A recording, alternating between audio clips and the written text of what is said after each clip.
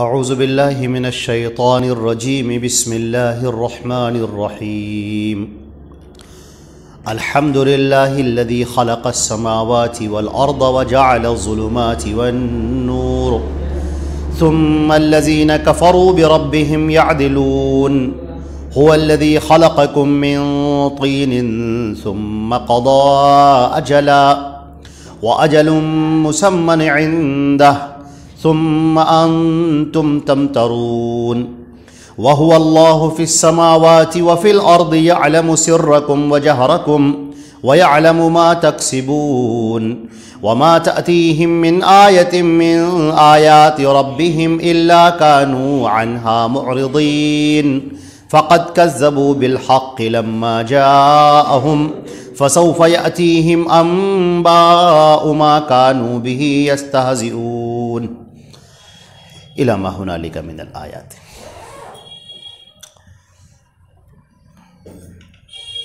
یہ جو آیات تلاوت کی گئی ہیں اب یہاں سے سورہ انعام شروع ہو رہی ہے، اور یہ اس سے پہلے کی جو سورتیں تھیں، سورۃ البقرہ، سورہ آل عمران، سورہ نساء، سورہ مائدہ، یہ سب مدنی سوریں تھیں، اور یہ جو سورہ ہے یہ مکی سورہ ہے، اور یہ سورہ ایک ساتھ نازل ہوئی ہے بیک وقت، اور مکی زندگی کے اواخر کی یہ سورہ ہے۔ سورہ کی ابتدا میں، شروعات میں ہم نے بات ذکر کی تھی کہ قرآن پاک میں ہمیں دو طرح کی صورتیں ملتی ہیں، ایک مدنی سورہ اور ایک مکی سورہ۔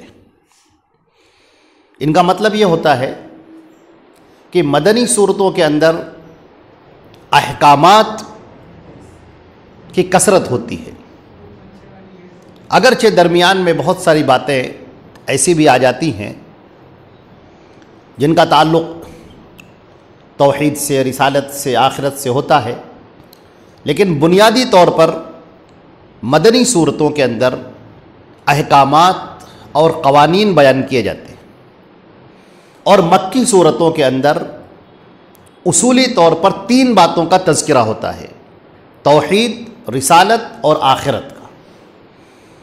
تو یہ مکی سورہ ہے، یہ قرآن پاک کی ترتیب کے اعتبار سے یہ پہلی مکی سورہ ہے جس کا یہاں پر تذکرہ ہو رہا ہے۔ اب تک جو تذکرہ ہوا وہ تذکرہ مدنی صورتوں کا تھا، اور یہ بھی ایک بڑی عجیب بات ہے، بڑا عجیب سا نکتہ ہے کہ قرآن پاک نے سب سے پہلے ہمارے سامنے جو باتیں پیش کی وہ اہل کتاب کی باتیں پیش کی، اور اس کے بعد احکامات کا تذکرہ کیا۔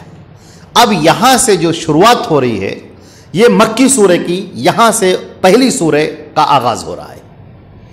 اگر آپ اس ترتیب کو سمجھنا چاہیں ایک مرتبہ یہاں تک پہنچنے سے پہلے، تو آپ کی ترتیب اس طرح سے بنتی ہے کہ اللہ رب العزت نے سب سے پہلے ہمارے سامنے سورۃ الفاتحہ کا تذکرہ فرمایا۔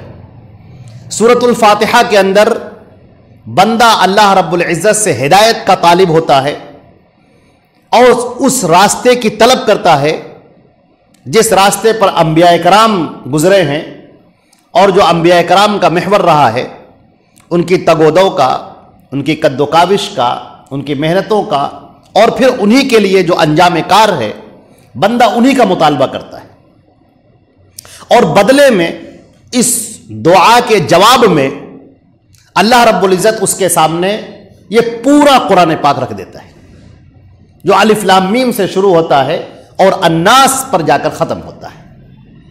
اب اس ترتیب کے بعد اور بات دیکھیے کہ بندے نے اللہ سے ہدایت طلب کی تھی، اللہ رب العزت نے اس سے پہلے کہ اسے ہدایت کی راہ بتائے، اللہ رب العزت نے یہ بات بتائی کہ ہم جو کتاب تمہاری طرف اتار رہے ہیں یہ شک اور شبہ سے بالا تر کتاب ہے، یہ یقین کا فائدہ دینے والی کتاب ہے، اور غیر متزلزل ایمان کو دعوت دینے والی کتاب ہے، اور یاد رکھو کہ تم سے پہلے کی جو امتیں گزری ہیں ہم نے ان کو بھی کتاب دی تھی، اور ان کے درمیان بھی ہم نے نبی بھیجا تھا. یہ ترتیب اپنے ذہن میں رکھیے آپ کہ ابھی اللہ رب العزت نے اس کے سامنے گفتگو فرمائی نہیں, ابھی قوانین اور احکام اس کے سامنے پیش نہیں کیے ہیں. ابھی صرف یہ بات بیان کی ہے کہ تم سے پہلے کی جو امتیں گزری ہیں, خاص طور سے بنی اسرائیل, تو ان لوگوں کے درمیان ہم نے کتاب اتاری اور ان کے درمیان ہم نے انبیاء کرام بھیجے, مگر ان لوگوں نے اپنی کتاب اور اپنے نبی کے ساتھ میں جو سلوک کیا وہ ہم تمہیں بتا رہے ہیں کہ انہوں نے سلوک کیا کیا. کتاب کے بعض حصے پر عمل کرنا, بعض حصے پر عمل نہ کرنا, کتابوں کے اندر لوگوں کی باتوں کا داخل کر دینا, اللہ کی منزل کردہ کتاب جو آسمان سے اتری, اللہ نے اتاری, اس کے اندر اپنی باتیں داخل کر دینا, نبی کے ساتھ وہ سلوک نہ کرنا جو اس کا حق ہے, جو اس کے ساتھ سلوک کیا جانا چاہیے, جس کا وہ مستحق ہے. نبی کی باتوں کا ٹال دینا, اس کی باتوں میں ٹال مٹول کرنا, نبی کی موجودگی میں نبی کے سامنے جب وہ اپنی بات پیش کر رہا ہو اسی کے سامنے اس کی بات سے انکار کر دینا, یہ ساری وہ چیزیں تھیں جو آپ کے سامنے پیش کی گئیں. اس کے بعد احکامات پیش کیے گئے اور یہ بتا دیا گیا, خاص طور سے سورہ مائدہ اور سورہ نساء کی آیتوں میں, کہ یہ جو احکامات ہیں یہ احکامات الہیہ ہیں, اللہ کی جانب سے یہ احکامات اتر رہے ہیں, لہذا اس کے اندر کسی کو تبدیلی کی کوئی اجازت نہیں ہے. وَلَن تَجِدَ لِسُنَّتِ اللَّهِ تَبْدِيلًا. اب جبکہ یہ بات منقح ہو گئی, سامنے ہو گئی ہمارے, کہ تم اپنی کتاب کے ساتھ وہ سلوک نہ کرنا جو بنی اسرائیل نے تورات اور انجیل اور کے زبور کے ساتھ میں کیا, اور تم اپنے نبی کے ساتھ میں وہ رویہ مت اختیار کرنا جو لوگوں نے موسیٰ اور عیسیٰ اور حضرت دیگر انبیاء کرام کے ساتھ میں انہوں نے کیا. پھر احکامات دیے گئے اور یہ بتا دیا گیا کہ یہ احکامات اللہ کی طرف سے اتر رہے ہیں. یہ مدنی سورہ یہاں پر آ کر ختم ہو جاتی ہے. اب یہاں سے شروعات ہوتی ہے مکی سورتوں کی. درمیان میں پھر مدنی سورہ آئیں گی, پھر مکی سورہ آئیں گی, پھر مدنی آئیں گی, پھر مدنی سورہ آئیں گی, مکی آئیں گی. یہ مکی سورہ ہمیں یہ بتاتی ہے کہ یہ جو اسلام تمہیں عطا کیا گیا, یہ جو دین تم کو دیا گیا, اب یہ دین ایسا ہے کہ یہ تمہاری زندگیوں میں انقلاب برپا کرے, یہ تمہارے دلوں کو چھوئے, تمہارے ذہنوں کے اندر تبدیلی لائے, تمہاری فکر میں تبدیلی ہو, تمہارے عمل میں تبدیلی ہو. اور اس کے بعد اب تمہاری ذمہ داری ہے کہ اس دین کو لوگوں کے سامنے پیش کرو. جب آدمی اس دین کو لے کر اٹھے گا, اس دین کو لے کر جب انسان کھڑا ہوگا, ایک بندے مومن جو اللہ پر یقین رکھتے ہوئے اس دین اسلام کو پیش کرے گا, تو اس کے سامنے مسائل کھڑے ہو جائیں گے, مصیبتیں اسے گھیر لیں گی, لوگ اس کے دشمن ہو جائیں گے, اس کا بائیکاٹ بھی کیا جائے گا, اور کیا کیا ہو سکتا ہے وہ ساری باتیں آئیں گی. ایسے لوگ آپ کے سامنے آئیں گے جن کے ذہن شکوک اور شبہات سے بھرے ہوئے ہوں گے. ایسے بھی لوگ آئیں گے جو انتہائی طاقتور لوگ ہوں گے اور تمہیں دبانا چاہیں گے, کبھی اپنی گفتگو سے, کبھی اپنی طاقت اور قوت کا حوالہ دے کر, کبھی اپنے لوگوں کا حوالہ دے کر. یہ ساری باتیں ہوں گی تمہارے سامنے. کوئی تمہاری بات کو فوراً کاٹ دے گا, کوئی اپنے چہرے کو پھیر لے گا, اور کوئی تمہارے لیے اذیتوں کے راستے بنا دے گا, تمہارے راستے میں کانٹے بکھرا دے گا.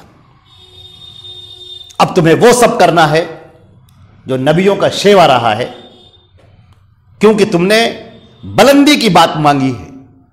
اللہ رب العزت سے وہ طلب کیا ہے, وہ راستہ طلب کیا ہے جس راستے پر چل کر لوگ اللہ کا قرب حاصل کرتے ہیں اور بلند اور بالا مقام کے اور انعام کے مستحق ہوتے ہیں.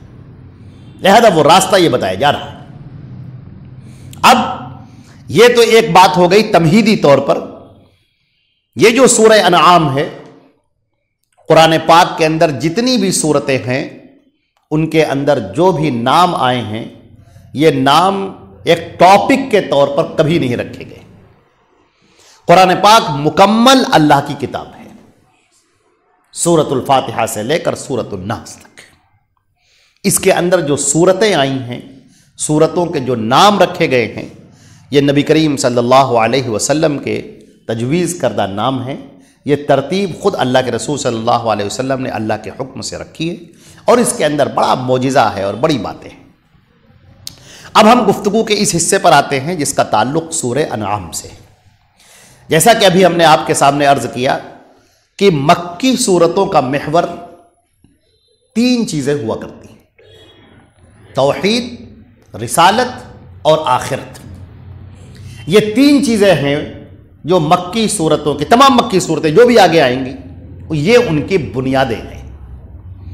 اب ہمارے سامنے اللہ کے نبی صلی اللہ علیہ وسلم کا کردار آتا ہے، ان کی زندگی آتی ہے، اور مشرکین مکہ کا کردار اور ان کی زندگی ہمارے سامنے یہاں پر اجاگر کی جاتی ہے اور پیش کی جاتی ہے۔ اللہ کے نبی صلی اللہ علیہ وسلم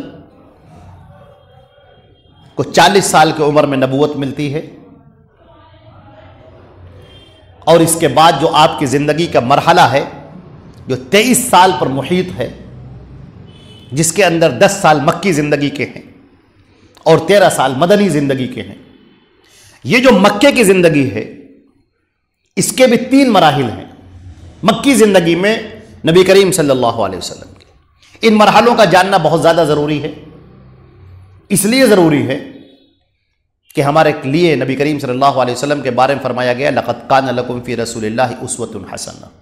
نبی کی زندگی تمہارے لیے بہترین نمونہ ہے۔ کوئی دور ایسا نہیں گزرا ہے جس کے اندر نبی کریم صلی اللہ علیہ وسلم کی زندگی نمونے کے طور پر، آئیڈیل کے طور پر ہمارے سامنے موجود نہ ہو۔ اب یہ جو ہم نبی کریم صلی اللہ علیہ وسلم کی مکی زندگی کو ہم دیکھتے ہیں تو 3 ادوار پر مشتمل نظر آتی ہے، ہمیں 3 حصے نظر آتے ہیں۔ ایک وہ جب نبی کریم صلی اللہ علیہ وسلم کو نبی بنایا گیا اور اللہ کے نبی صلی اللہ علیہ وسلم نے خفیہ طور پر اپنی اس توحید کی دعوت کا، رسالت کی دعوت کا آغاز کیا، مگر یہ علی الاعلان نہیں ہے، یہ خفیہ طور پر ہے۔ یہ سلسلہ تقریباً 3 سالوں پر مشتمل ہے۔ اس کے بعد ایک وہ دور آتا ہے جبکہ خفیہ طور پر، عمومی طور پر لوگوں کو ابھی نہیں معلوم ہے۔ نبی کریم صلی اللہ علیہ وسلم لوگوں سے ملاقات کرتے ہیں، جس کو مناسب سمجھتے ہیں اس سے ملاقات کرتے ہیں، جیسے حضرت ابوبکر صدیق رضی اللہ تعالیٰ عنہ، ان کے سامنے اسلام کو پیش کیا اور لوگوں کے سامنے اسلام کو پیش کیا، لیکن ابھی یہ تبلیغ عمومی طور پر ابھی پورے عرب کے سامنے نہیں آئی ہے، پورے مکے کے سامنے بھی نہیں آئی ہے۔ اپنے رشتہ دار میں، اپنے گھر میں، اپنے خاندان کے افراد میں، اپنے دوستوں میں، وہاں پر جاری ہے، یہ خفیہ تبلیغ کہلاتی ہے۔ اس کے بعد کا جو مرحلہ آتا ہے وہ مرحلہ اعلان کا ہے۔ یہ عمومی طور پر اعلان نبوت، اور اس اعلان نبوت کے بعد پورا مکہ آپ کا دشمن ہو جاتا ہے، اور صرف مکہ ہی نہیں بلکہ جو بھی سنتا ہے وہ آپ کا دشمن ہو جاتا ہے۔ اب یہاں پر جو آپ نے دعوت دی ہے اور جس کی وجہ سے لوگ دشمن ہوئے ہیں، اس کو سمجھنا بہت زیادہ ضروری ہے۔ اور اس کے بعد جو تیسرا موقع آتا ہے، وہ تیسرا موقع ہے نبی کریم صلی اللہ علیہ وسلم کی زندگی کے جو دنیاوی 2 بڑے سہارے تھے، ایک ابو طالب اور ایک حضرت ختیجہ رضی اللہ تعالی عنہ۔ ابو طالب کا انتقال اور حضرت ختیجہ رضی اللہ تعالی عنہ کی وفات، یہ عام الحزن کہلاتا ہے۔ ظاہری طور پر یہ دونوں سہارے آپ کے ٹوٹ جاتے ہیں، اور اذیتوں کا سلسلہ دراز ہے، مصیبتوں کا پہاڑ توڑا جا رہا ہے، آپ پر بھی اور آپ کے ماننے والوں پر بھی۔ یہاں پر اللہ رب العزت کا حکم آتا ہے کہ تم لوگ کوچ کر جاؤ یہاں سے، اور اس کے بعد یہاں سے مسلمانوں کا قافلہ جو دوسرا قافلہ گیا ہے حبشہ کی طرف، وہ تقریباً 80 لوگوں پر مشتمل تھا.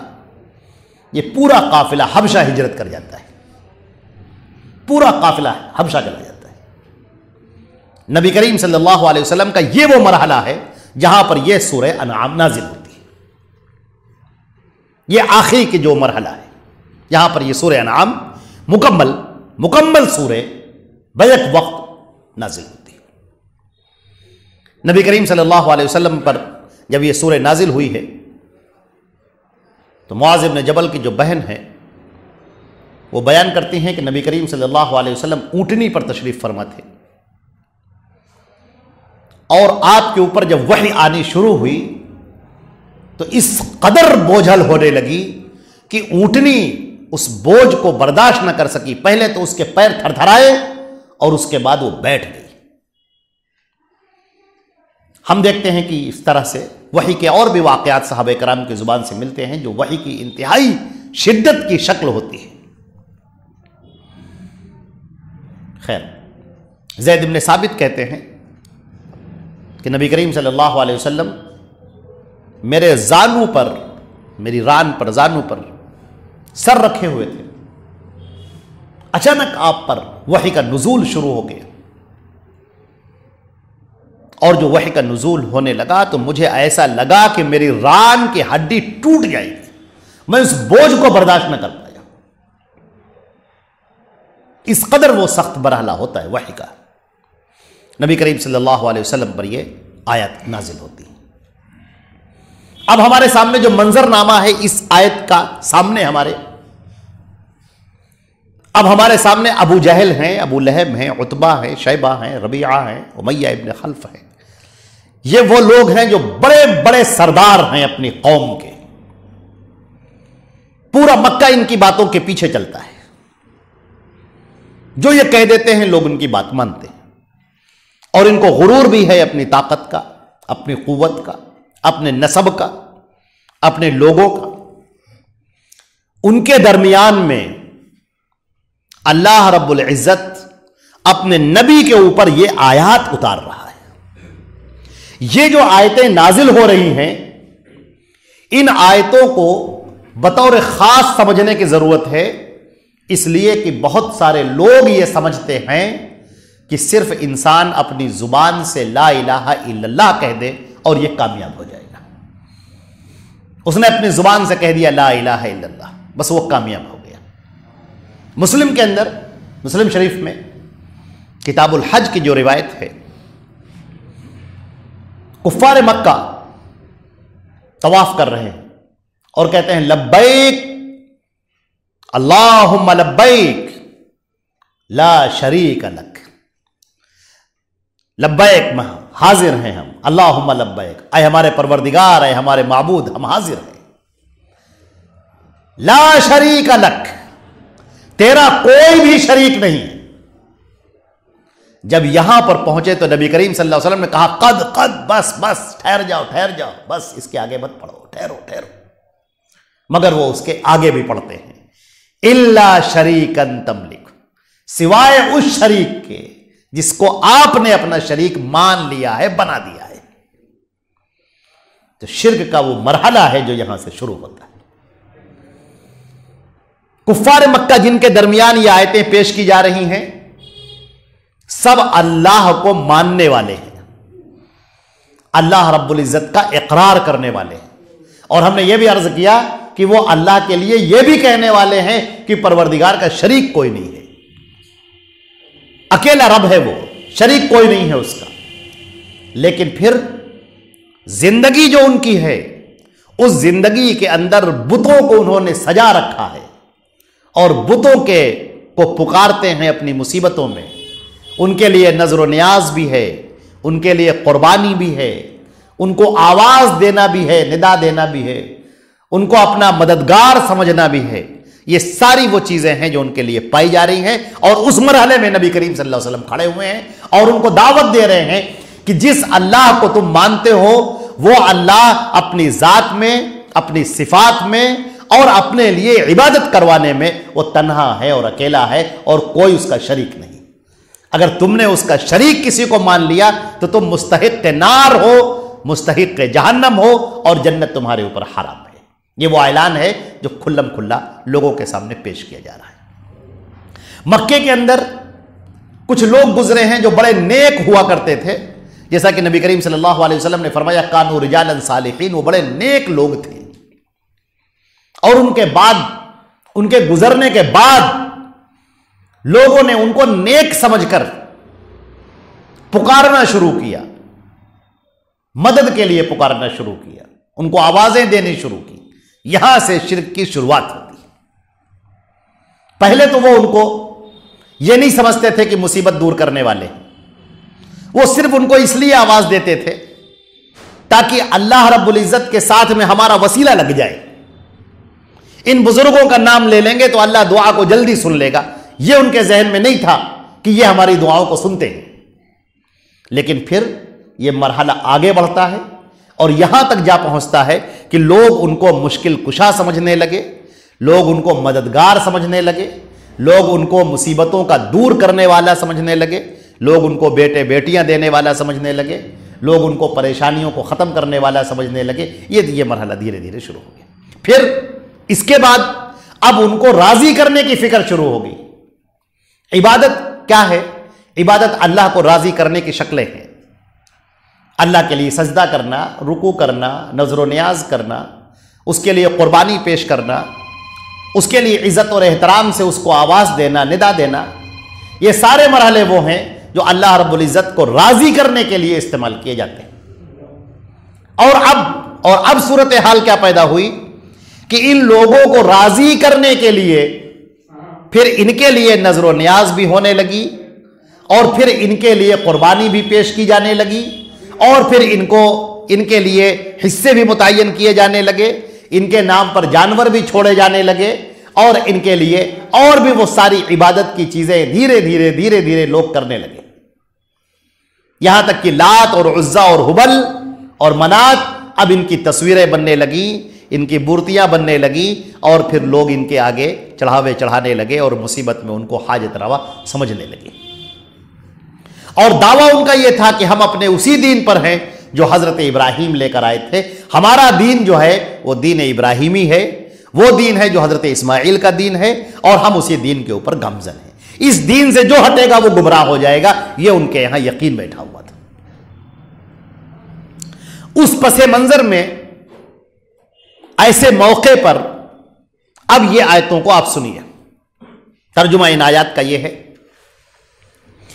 اعوذ باللہ من الشیطان الرجیم، بسم اللہ الرحمن الرحیم، الحمد للہ الذی خلق السماوات والارض وجعل الظلمات والنور، تمام تعریفیں اس اللہ کے لیے ہیں جو آسمانوں کا اور زمین کا پیدا کرنے والا ہے، اور جس نے تاریکیوں کو اور روشنی کو بنایا ہے۔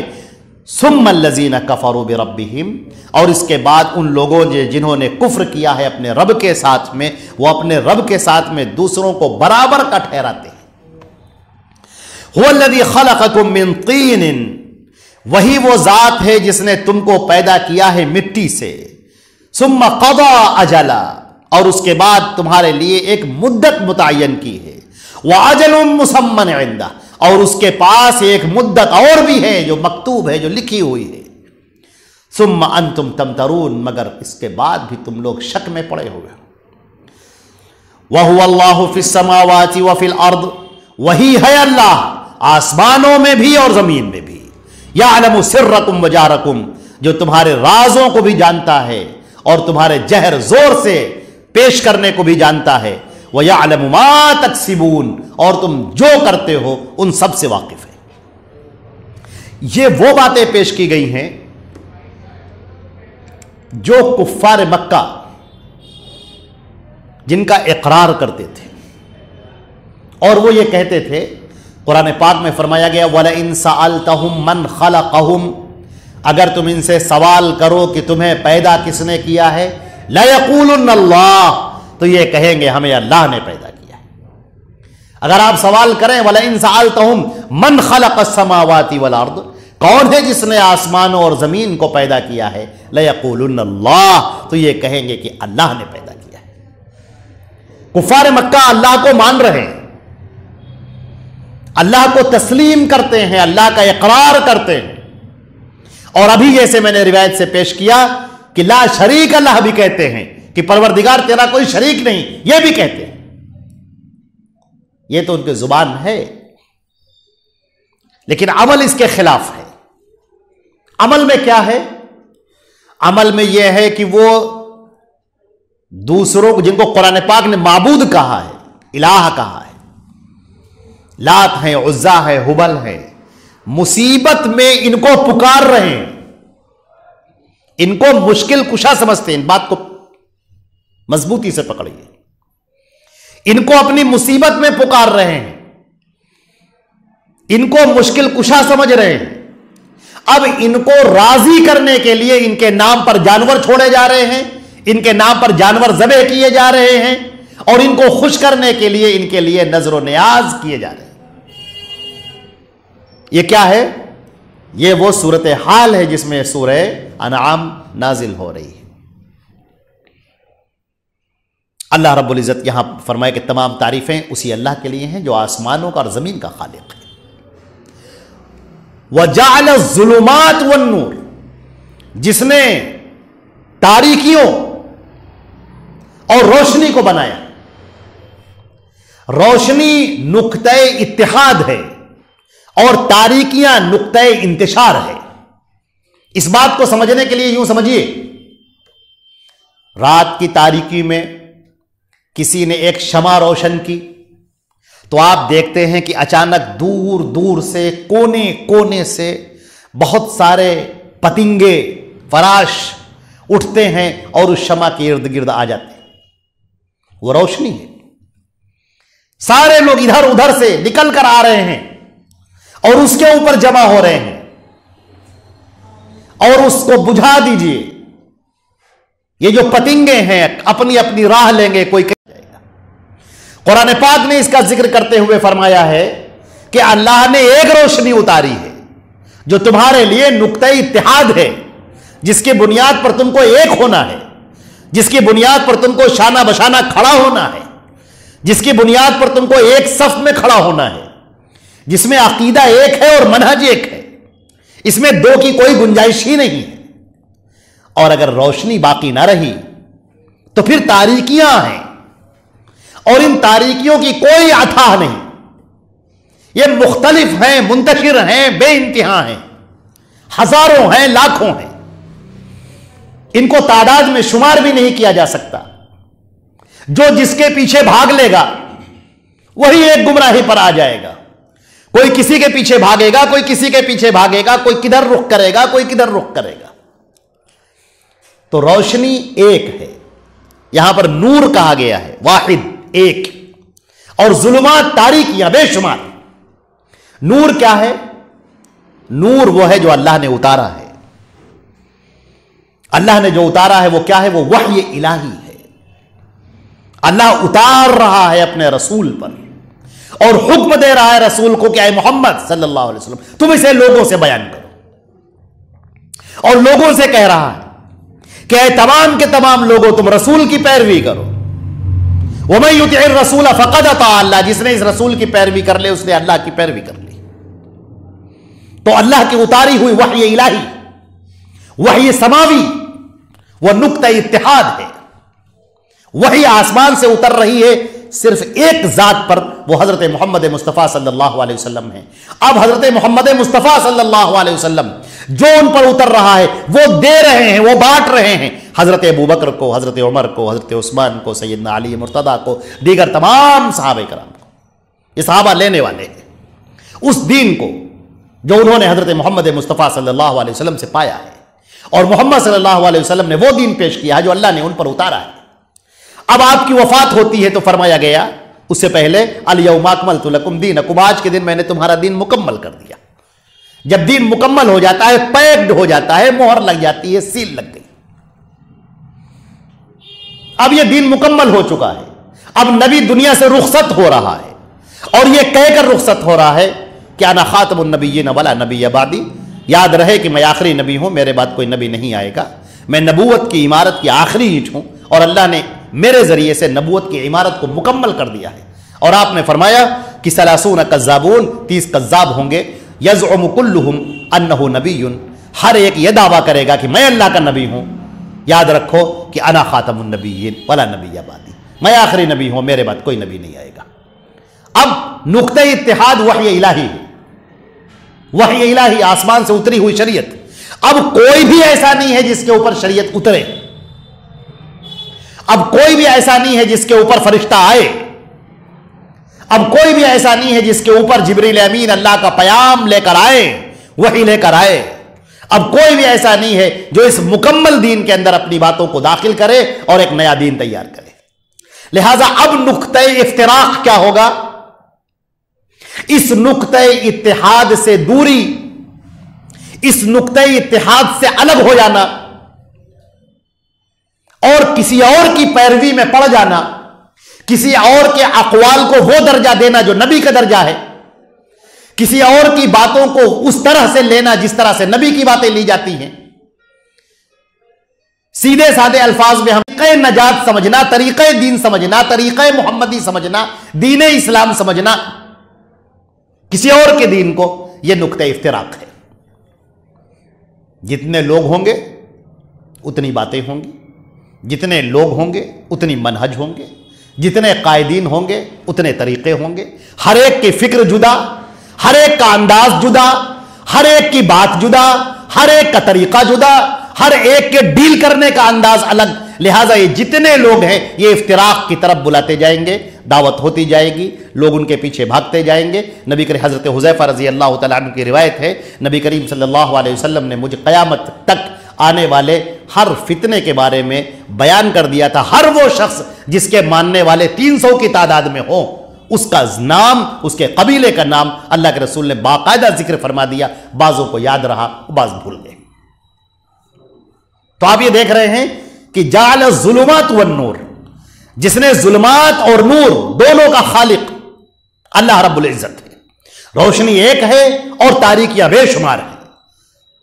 ہدایت کا محور صرف ایک ذات ہے، وہ حضرت محمد مصطفیٰ صلی اللہ علیہ وسلم ہے۔ صراط مستقیم صرف ایک ہے، صرف ایک ہے، اس میں دوسرا کوئی ہے ہی نہیں۔ صراط مستقیم کیا ہے؟ حضرت محمد مصطفیٰ صلی اللہ علیہ وسلم، جیسا کہ فرمایا گیا انک علی صراط مستقیم، اے نبی آپ ہیں صراط مستقیم پر۔ اور فرمایا گیا ان تطیعوہ تہتدوا، اگر تم نے ان کی بات مان لی، ان کی پیروی کر لی تو تم ہدایت پا جاؤ گے۔ یہاں پر ایک بات ہماری مکمل ہو گئی۔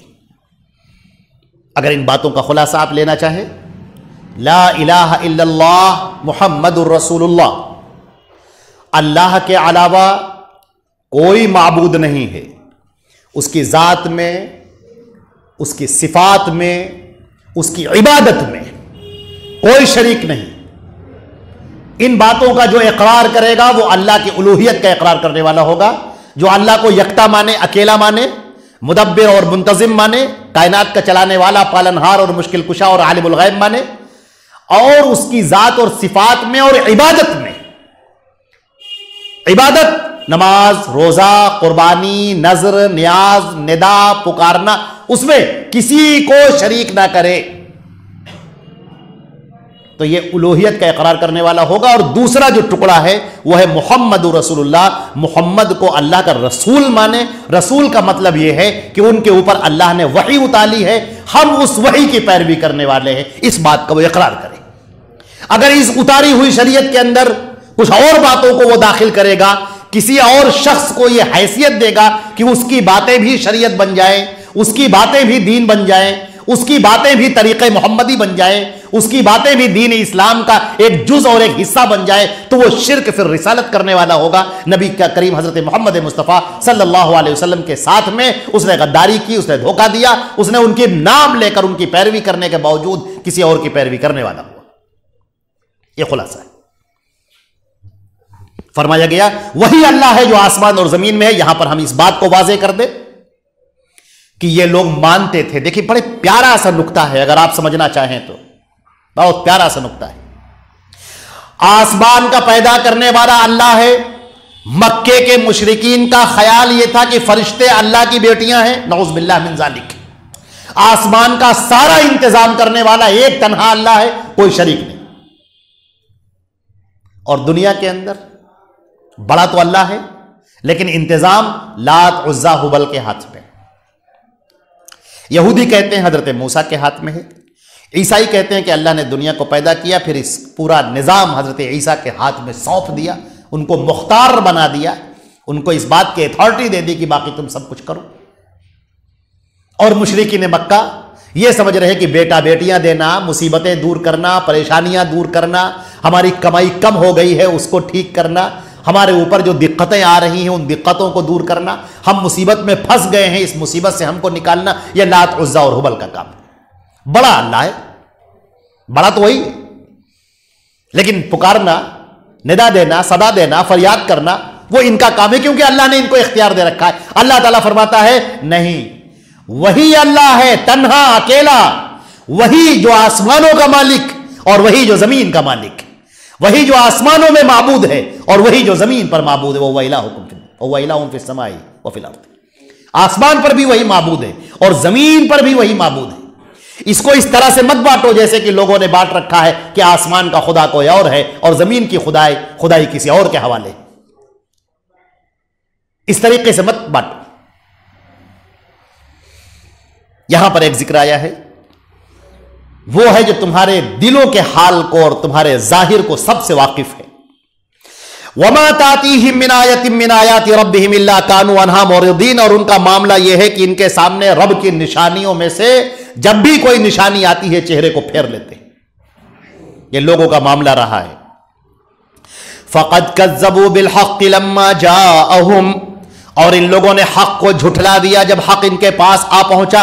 فَسَوْفَ يَأْتِيهِمْ أَنبَاءُ مَا كَانُوا بِهِ يَسْتَهْزِئُونَ، اور ان قریب ان کے پاس وہ خبریں آ جائیں گی جس کو آج یہ مذاق اڑا رہے ہیں۔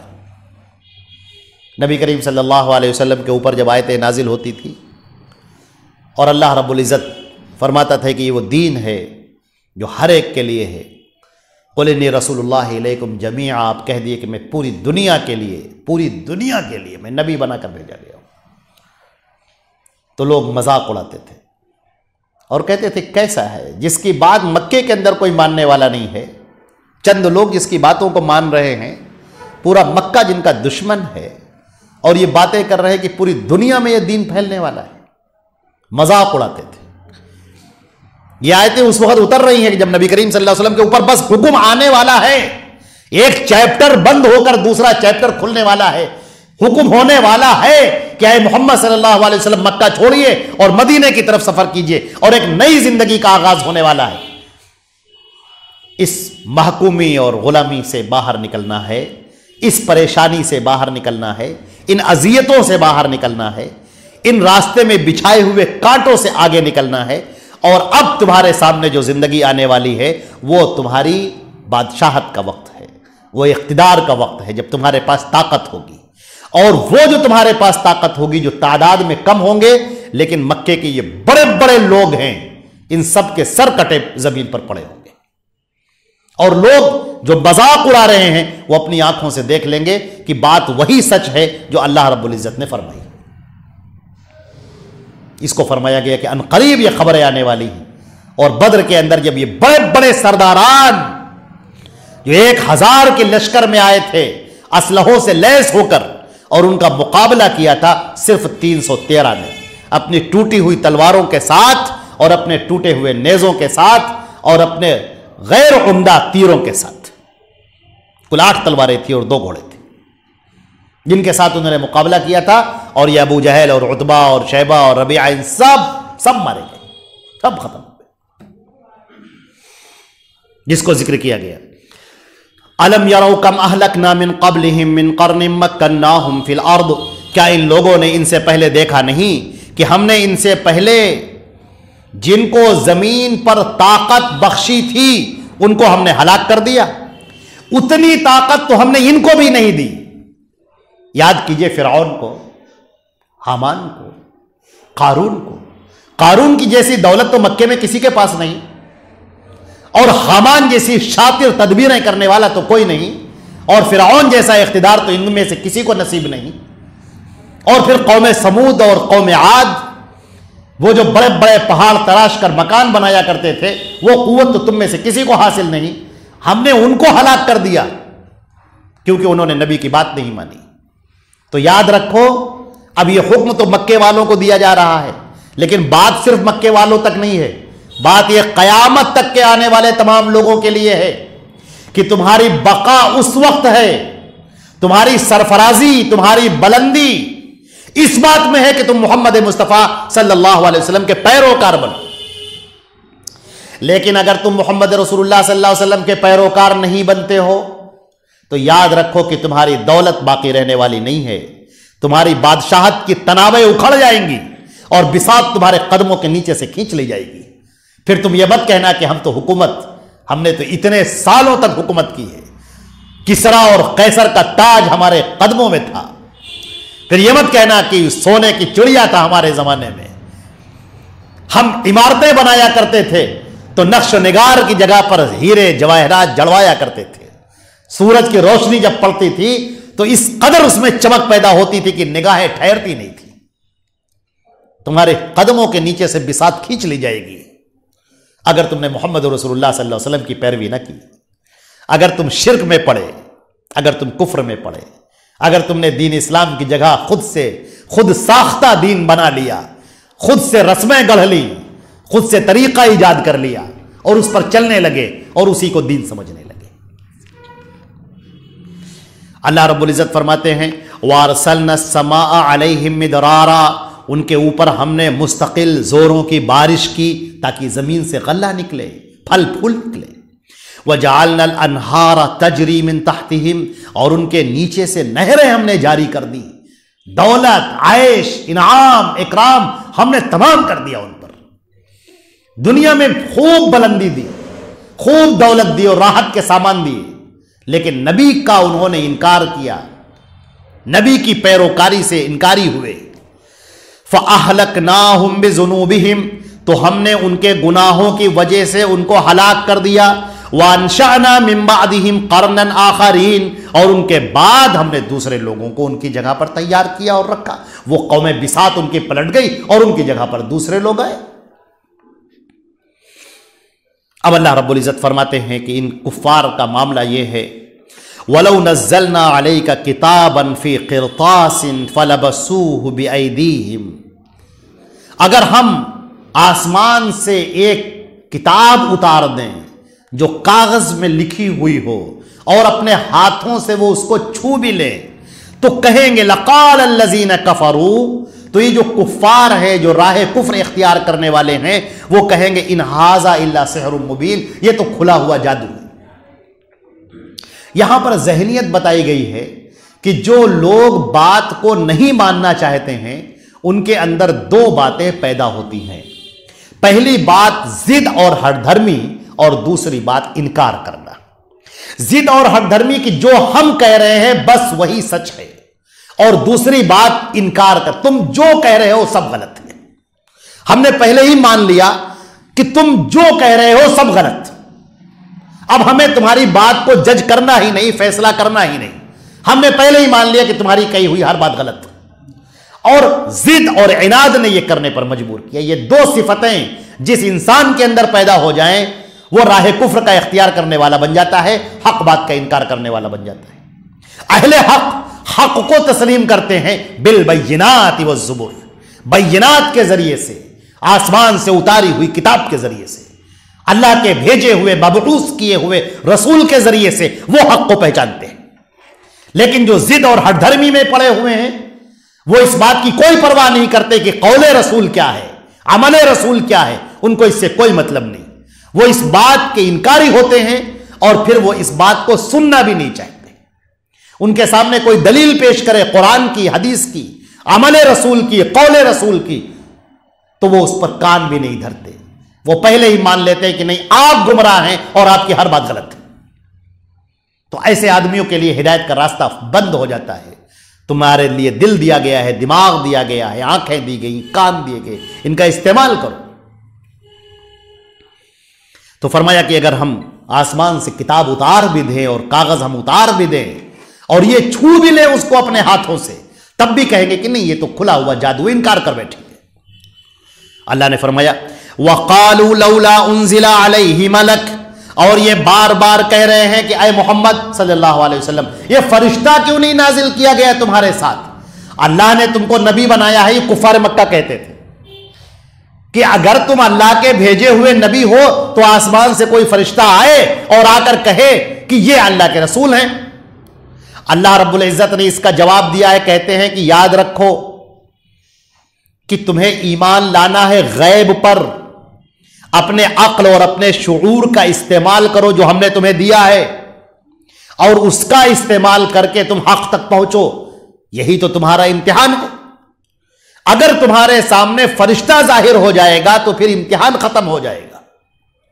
امتحان میں کوئی شخص بیٹھا ہو اور اس کو سوال دیا جائے اور وہ کہے کہ ہم جواب تو لکھیں گے لیکن ہمیں پہلے کتاب دکھاؤ، اس میں جو لکھا ہے وہ ہم لکھیں گے، تو اگر تم کو کتاب دکھا دی جائے گی تو پھر امتحان کہاں رہ جائے گا؟ پھر امتحان ختم ہو جائے گا۔ اللہ نے فرمایا کہ جس دن تم اپنی آنکھوں سے فرشتے کو دیکھ لو گے وہ تمہاری زندگی کا آخری دن ہوگا، اس کے بعد پھر تمہاری دنیا میں رہنے کی مدت ختم ہو گئی۔ اللہ تعالیٰ توبہ قبول کرتا رہتا ہے بندے کی جب تک کہ اس کا دم اس کے حلق میں نہ آ جائے۔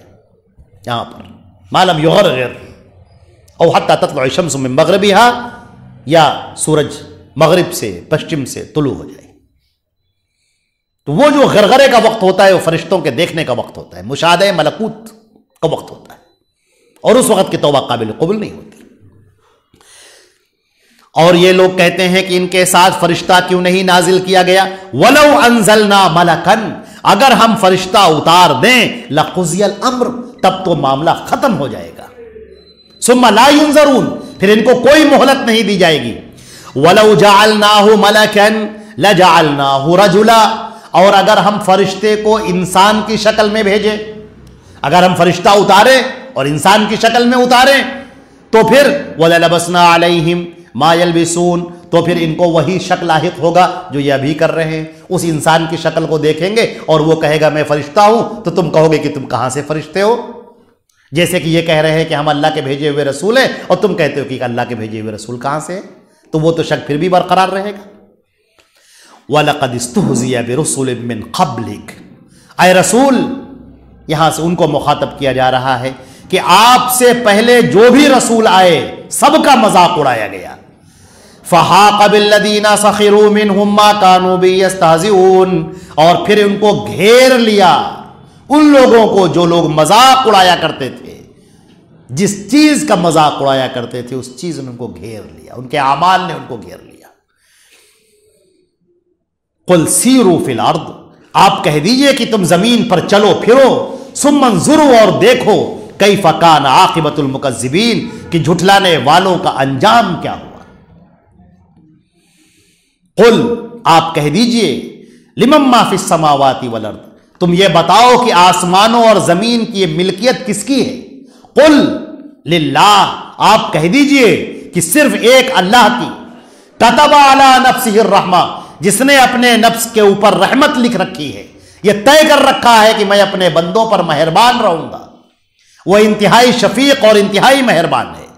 لَيَجْمَعَنَّكُمْ إِلَىٰ يَوْمِ الْقِيَامَةِ لَا رَيْبَ فِيهِ، اور وہ تم سب کو قیامت کے دن اکٹھا کرے گا جس میں کوئی شک نہیں ہے۔ الَّذِينَ خَسِرُوا أَنفُسَهُمْ، جن لوگوں نے اپنا گھاٹا کر لیا، فَهُمْ لَا يُؤْمِنُونَ، یہ وہ لوگ ہیں جو ایمان لانے والے نہیں ہیں، جو ایمان نہیں لائیں گے وہ اپنا خسارہ کریں گے۔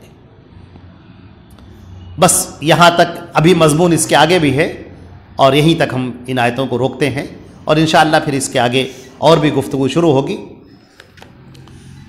یہ مکی صورتوں کی جو خصوصیات ہیں ان کو اپنے ذہن میں رکھیے، کیونکہ اس کے آگے کی جو بھی باتیں ہوں گی انہی خصوصیات کے ارد گرد گھومیں گی۔ ہم پھر آپ کو یاد دلا دیں کہ مکی صورتوں کا مضمون 3 چیزوں پر منحصر ہے، ایک توحید پر، دوسرے رسالت پر، اور تیسرے آخرت پر۔ کبھی توحید کے دلائل دیے جائیں گے، کبھی رسالت کے دلائل دیے جائیں گے، اور کبھی آخرت کے دلائل دیے جائیں گے، تاکہ انسان آخرت کے لیے تیار ہو سکے۔